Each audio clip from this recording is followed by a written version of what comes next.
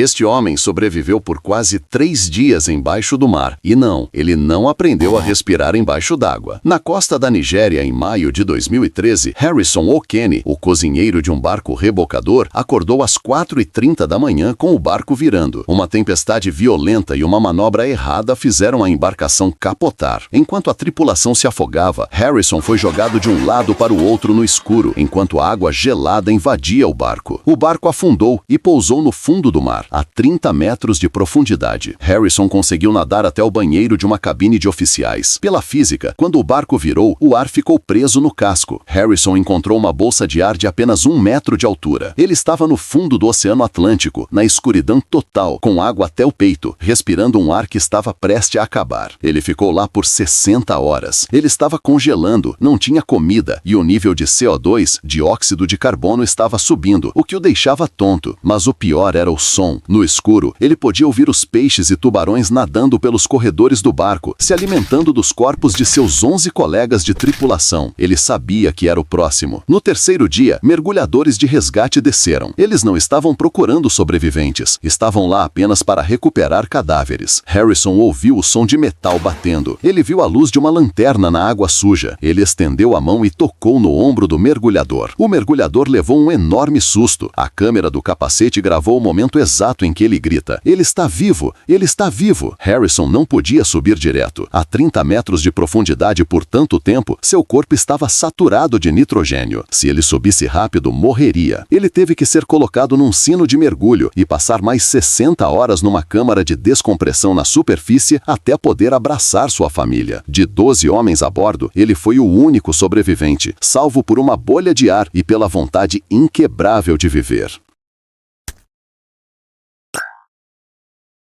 Em 1944, na Alemanha, o sargento Nicholas Alkemade, de 21 anos, era o atirador de cauda de um bombardeiro britânico Lancaster. Durante um ataque a Berlim, o avião foi retalhado por caças alemães e pegou fogo. A ordem foi dada: abandonar o navio, ou melhor dizendo, o avião. Alkemade foi pegar seu paraquedas, que ficava guardado atrás dele, mas viu o pior cenário possível. O paraquedas estava em chamas. Ele estava preso a 5.500 metros no avião em chamas. Ele tinha 2 opções: ficar e morrer queimado ou pular para uma morte rápida e limpa no chão. Qual dessas você escolheria? De forma desesperada, ele escolheu a segunda opção. Alkemade abriu a porta e saltou para o vazio da noite sem paraquedas. Ele entrou em queda livre e atingiu a velocidade terminal de cerca de 200 km por hora. Durante a queda, ele relatou ter sentido uma paz estranha, aceitando que era o fim. O que aconteceu na aterrissagem foi inacreditável. Primeiro, ele atingiu uma floresta de pinheiros densa. Os galhos dos pinheiros eram flexíveis e cobertos de neve. Eles funcionaram como uma série de redes naturais, quebrando e desacelerando a queda dele progressivamente, amortecendo o impacto. Segundo, ele aterrissou num banco de neve profunda e fofa no chão da floresta, que funcionou como um colchão gigante. Alkemade abriu os olhos. Ele viu as estrelas. Ele mexeu os braços, depois as pernas. Incrivelmente, nada estava quebrado. Ele tinha apenas um joelho torcido e cortes superficiais. Ele acendeu um cigarro e ficou esperando. Quando a patrulha alemã o encontrou, eles não acreditaram em sua história. Eles acharam que ele era um espião que tinha escondido o paraquedas. Foi preciso encontrar os destroços do avião e ver os restos queimados do paraquedas dele dentro da fuselagem para os alemães acreditarem. Eles ficaram tão impressionados que lhe deram um certificado oficial confirmando o feito. Nicholas Alkemade provou que, quando não é a sua hora, você pode cair do céu no meio de uma guerra e sair andando apenas com um joelho torcido.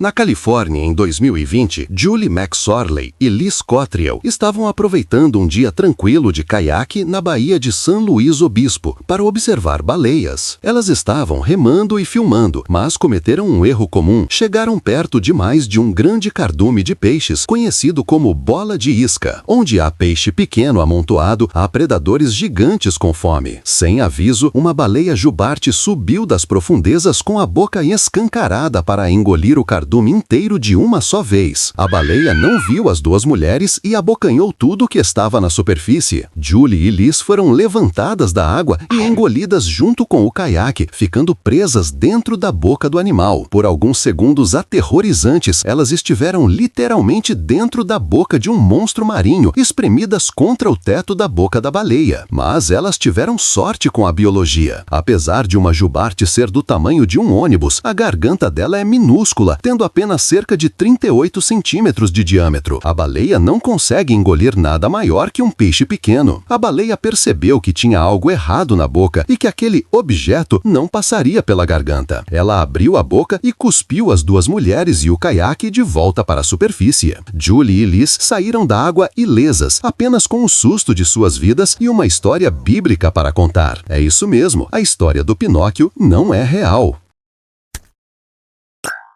Em Tinda, na Sibéria, no ano de 2015, Natália Pasternak, uma carteira de 55 anos, foi passear na floresta com uma amiga e seu cachorro para coletar seiva de bétula. Parecia um dia tranquilo na natureza russa, até que o cachorro começou a latir freneticamente para algo entre as árvores. Um esquilo, talvez, mas na verdade era uma ursa parda gigante e faminta. A ursa atacou imediatamente. A amiga de Natália conseguiu fugir e correr para buscar socorro, mas Natália não teve a mesma sorte. A ursa a derrubou e começou um ataque brutal, mas em vez de matá-la na hora, o animal decidiu seguir um instinto primitivo e macabro, guardar comida para depois. A ursa, pensando que Natália estava morta ou incapacitada o suficiente, começou a enterrá-la. O animal cavou uma cova rasa, jogou o corpo de Natália dentro e a cobriu com terra, folhas e galhos. Para a ursa, Natália não era mais uma pessoa, era uma despensa escondida para o jantar da noite. Natália estava consciente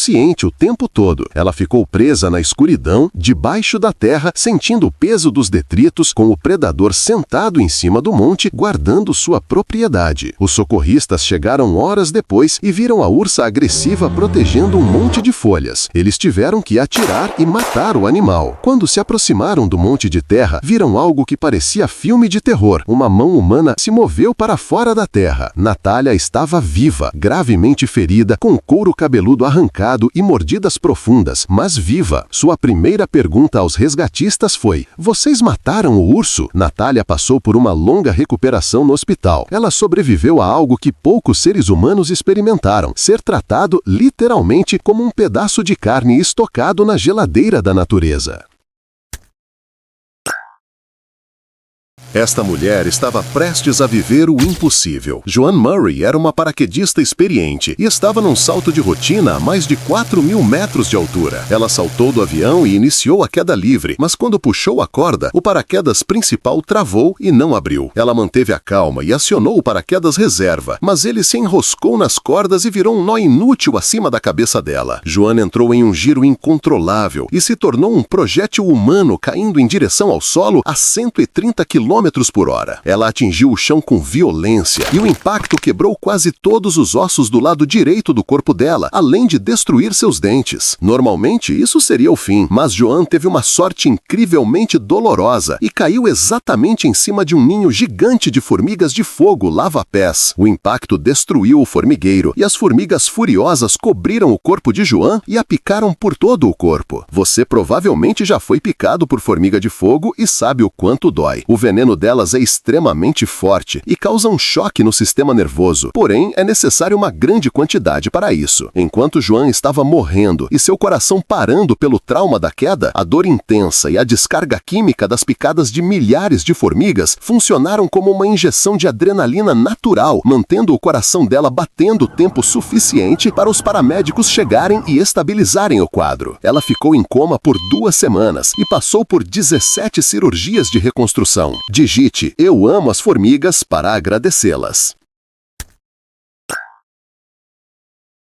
Em 1990, no Reino Unido, o voo da British Airways voava tranquilamente a 5.300 metros de altura. O capitão Tim Lancaster e o copiloto tinham acabado de soltar os cintos de segurança para tomar o café da manhã. Tudo parecia normal, mas horas antes, um mecânico cansado havia trocado o para-brisa do avião. O problema é que ele usou parafusos que eram 0,6 milímetros menores do que o manual exigia. De repente, houve um estouro alto e a tripulação achou que fosse uma bomba. A pressão interna turbina do avião empurrou o vidro da cabine do piloto para fora e, por um instante, o avião começou a cair em mergulho. Devido ao vácuo, o ar saiu violentamente da cabine, levando tudo que não estava preso, incluindo o capitão Tim Lancaster, que foi sugado para fora do avião. O comissário de bordo, Nigel Ogden, entrou na cabine e viu apenas as pernas de Tim ainda para dentro do avião e, por reflexo, ele agarrou os tornozelos de Tim no último segundo. Tim estava do lado de fora do jato, a 600 km por hora, a uma temperatura de menos 17 graus Celsius e com pouco oxigênio. O corpo dele estava sendo batido contra a fuselagem e o sangue escorria pelo vidro lateral. Os comissários se revezavam segurando as pernas dele, achando que estavam segurando um cadáver, mas com medo de que, se o soltassem, o corpo atingisse a turbina e derrubasse o avião. O copiloto conseguiu fazer um pouso de emergência 22 minutos depois. Quando os paramédicos chegaram, eles não acreditavam. Tim Lancaster estava vivo. Ele tinha fraturas, congelamento e hematomas severos, mas sobreviveu. O homem que viajou no teto de um jato comercial voltou a voar apenas 5 meses depois. Definitivamente, esse não tem medo de voar.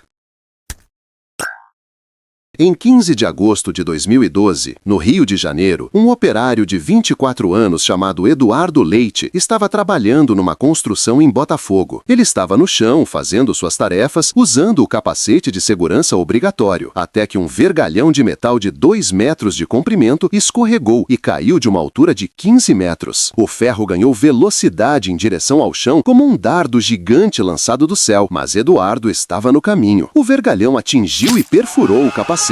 Entrou pela parte de cima do crânio de Eduardo, atravessou o cérebro inteiro e saiu no meio da testa, bem entre os olhos. A cena era aterrorizante. Eduardo estava literalmente espetado pelo ferro, mas o impossível estava prestes a se revelar. Ele não morreu, ele nem sequer desmaiou. Eduardo chegou ao hospital lúcido, acordado e segurando o ferro para ele não balançar. Ele conversou com os médicos e disse que sentia pouca dor. Os médicos olharam o raio-x e ficaram em choque. O metal passou por uma área silenciosa do cérebro. Por milímetros, o ferro desviou das áreas que controlam a fala, a coordenação motora e as funções vitais. Após uma cirurgia delicada de 5 horas para puxar o ferro na mesma direção que entrou, Eduardo sobreviveu. Ele teve pouquíssimas sequelas e voltou para casa menos de 2 semanas depois.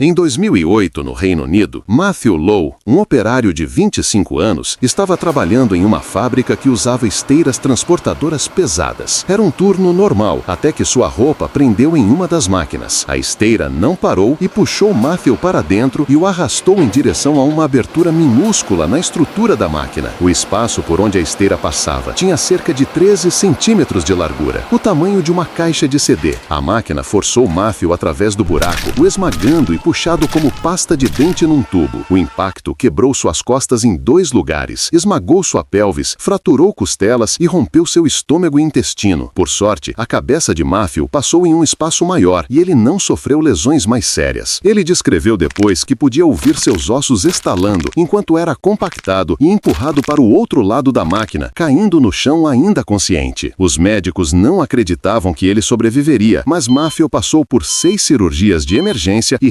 reconstrução completa do tronco. Incrivelmente, sua medula espinhal não foi cortada e seus órgãos vitais, coração e pulmões, aguentaram a pressão. Ele não só sobreviveu, como voltou a andar e retornou ao trabalho na mesma fábrica anos depois. Esse gosta do que faz, hein? Se depois desse vídeo você não acreditar em milagres, eu não sei mais como te convencer. E se você gosta de vídeos assim, não esquece de se inscrever. Fiquem todos bem e até a próxima.